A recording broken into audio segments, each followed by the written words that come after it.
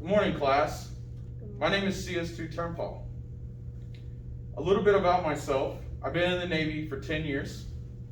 I've done multiple jobs as a galley watch captain, a bookstore custodian, a records keeper, a wardrobe supervisor. So, with that, today we're going to be learning about food service organization. And as you can see, I've done quite a bit of jobs in the food service organization. So after this training today, you're probably going to ask yourself, what am I going to get out of this training? Well, what you're going to get is a lot of knowledge to understand the breakdown of the food service organization and what it is that each role plays in the food service operation. Are there any questions for me about my introduction? No, CS2. All right.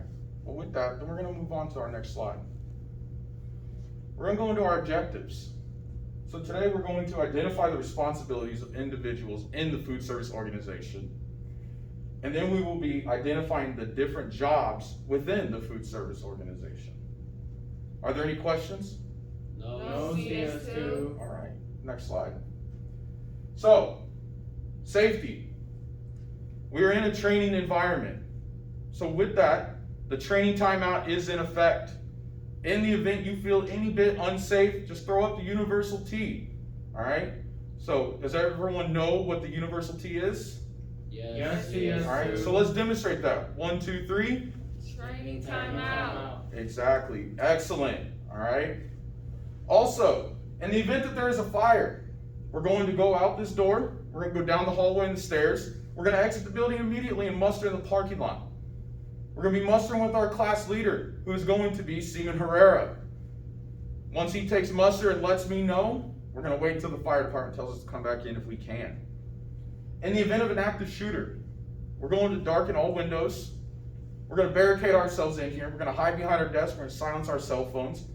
And we're going to stay out of sight, out of mind, until local authorities come in and tell us that it is safe to continue our normal operation. Does everyone understand? Yes, CS2. All right, good. All right, now some classroom norms. So, today, in the classroom, if you have to go to the restroom, that's totally fine. We're all adults. You're more than welcome to just get up and exit the door, go to the bathroom, and come back in a timely manner. We were to silence all of our cell phones today. We're not going to be having our cell phones.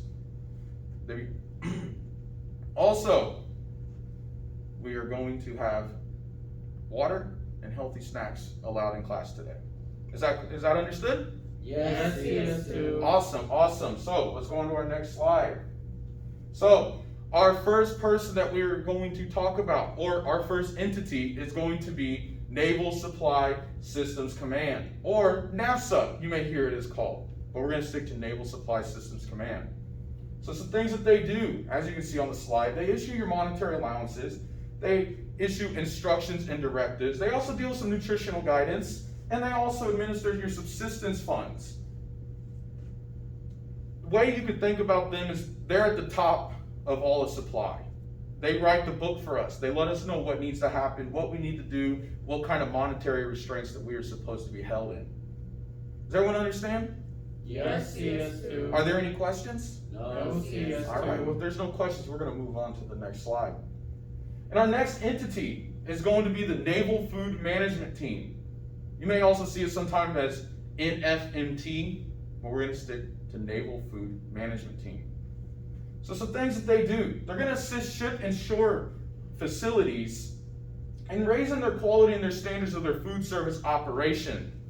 Basically, they're a training team. They're there to help you become better. They're there to make sure that you remember the training that you learned while you were in A school. They're just always there as a back pocket tool to make sure that you're staying in compliance and you're refreshed and you always understand what's going on. Also, something that they're going to do is, like I said, is they're going to provide training and assistance. Always there for you, always remember that. Is there any questions on Navy Food Management Team? No, CS2. All right, awesome. Well, if there's no questions on that, then we're going to move on to our next slide. Next, we have the commanding officer. Something that you need to remember about the commanding officers is that they are overall responsible of the general mess. They are also going to be the safety and the well-being of the crew. And they are there to make sure the instructions are being properly maintained. Basically, like I said, the main thing to remember about the commanding officer is that they are overall responsible for the general mess. They're going to assign some people that we're going to learn in later slides, but they resume that overall responsibility. Are there any questions on the commanding officer? No CS2. All right, we're going to move on to our next slide then. Next, we have the FSO, or the food service officer. As I said, the CO is going to authorize somebody to have a little bit more hands-on than what they're going to have, right? And that's the food service officer, okay? They're going to sign the general mess returns and is financially accountable and responsible to the general mess. One way to always remember that is food service officer goes with the word financial. You can put those two and correlate them together. That's how you can always remember that. Whenever you think food service officer, you think financially. It's one way to always remember that. They're also going to ensure the general mess operations instructions and regulations are followed. And they recommend advancement in rating. What does that mean to you? They're in charge of you. So when you're doing your job right and they know you're ready for that next promotion, they're the ones who recommend that for you. Does that make sense? Yes CS2. Are there any questions on the food service officer? No CS2. All right, well, if there's no more questions, we're going to move on to the next slide. Which brings us to our senior CS, or the leading CS, the leading culinary specialist. Okay? So, they're the most senior CS in the food service division. Basically, they're the SME, the subject matter expert when it comes to this, right? They're also going to plan your menus. They're going to write out your 1090, your food preparation worksheet. They're the ones who's going to put that all together. They're also directly responsible for ensuring the highest level of cleanliness, right? And they're also going to do a daily walkthrough of all spaces and personnel. They want to go and ensure that everybody is clean. They want to make sure that their operation is safe for human consumption. They want to make sure that everything is presentable and is a good representation of the team. Does that make sense? Yes CS2. Amazing. Are there any questions on this slide?